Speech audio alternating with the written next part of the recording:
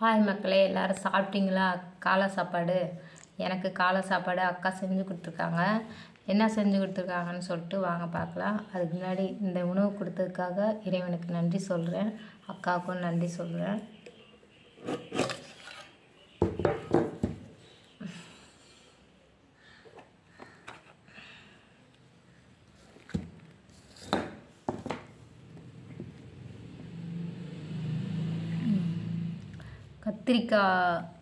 கத்திரிக்காய் குழம்பு வச்சுருக்காங்க.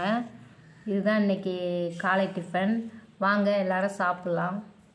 நானும் சாப்பிட போகிறேன். எத்தனை தோசைன்னு பார்க்கலாமா? 1 3 தோசை.